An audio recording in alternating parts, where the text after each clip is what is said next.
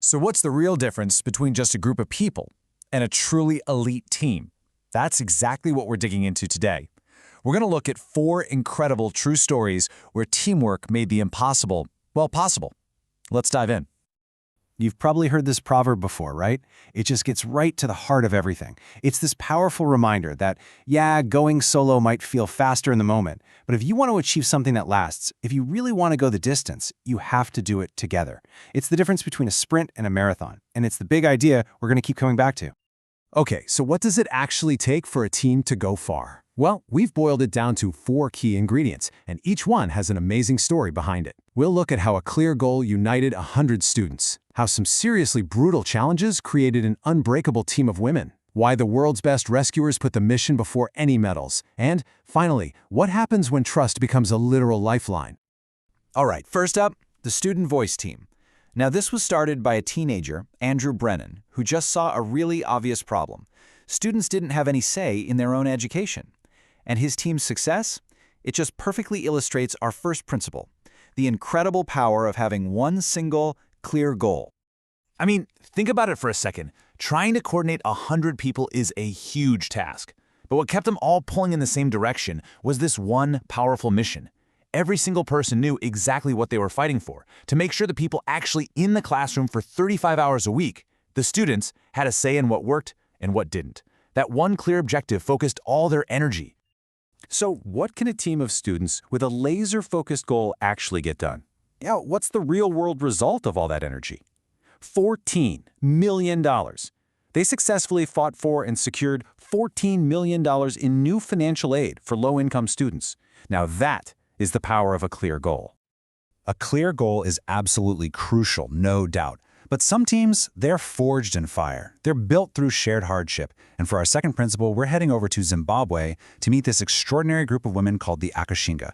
They show us how challenge builds unshakable confidence.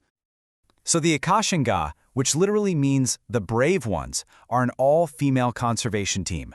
Their mission is to patrol the grasslands and stop the illegal killing of wildlife, especially elephants.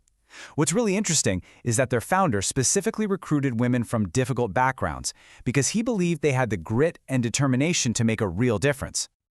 And their training was wow. It was absolutely grueling. Just picture this. You have to pack a 200-pound tent. Then, with your legs literally tied to your teammates, you have to drag that thing up a mountain. This wasn't just a physical test. No way. It was designed to forge unbreakable trust. And the result? Out of the entire group, only 3 women dropped out. So what happens when you unleash a team with that level of confidence and trust? What's the impact on the ground? Well, how about an 80% reduction in elephant poaching in the region? Their shared struggle didn't just build a team, it literally saved lives. Okay, next up is a story that I'm sure many of us watched unfold on our screens in real time, the Thai Cave Rescue. It is just a gripping, perfect example of our third principle. What happens when a team puts the mission way, way above any kind of individual medal or glory? You know, the rescue team that came together was this fascinating mix of people from all over the globe. A firefighter, a computer consultant, a veterinarian. I mean, on paper, they had almost nothing in common. But they were all united by one very specific world-class skill. They were, without a doubt, the best cave divers on the entire planet.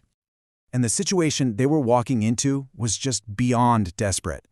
The boys had been found alive, but they were trapped deep inside a completely flooded cave system. Dr. Richard Harris, one of the key rescue divers, was brutally honest about their chances. He didn't think it could be done. He put their odds at 0. That's the impossible task this team willingly took on. And here's the part that really shows their true character. After pulling off what was basically a miracle, the divers refused to be called heroes. Instead, they pointed to the 7,000 volunteers who were helping with everything from cooking food to doing laundry. For them, there was no personal glory. There was only one thing that mattered: the mission. Our final story, well, it takes us to one of the most extreme environments you can imagine, with a team of elite mountaineers. It demonstrates our fourth principle in the starkest way possible: trust as a literal physical lifeline. Seriously, just take a second to let that sink in. Imagine you're roped to your teammate, walking along a razor-thin ridge.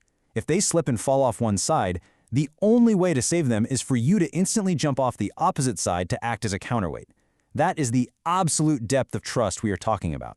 You are literally placing your life in your teammates' hands, and they are doing the same for you. But that kind of trust goes way beyond the physical. As this team got ready for their final push to the summit of Hakakabo Razi, one climber finally said what everyone was feeling but was afraid to admit: "I'm scared." And because they had built this incredible foundation of trust and respect, that honest admission wasn't seen as a weakness. It was seen as critical information, and it allowed them to make the life-saving decision to turn back.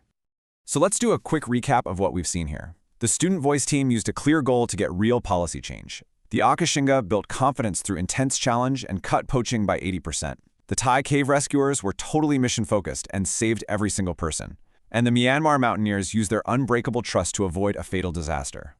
And that brings us right back to where we started.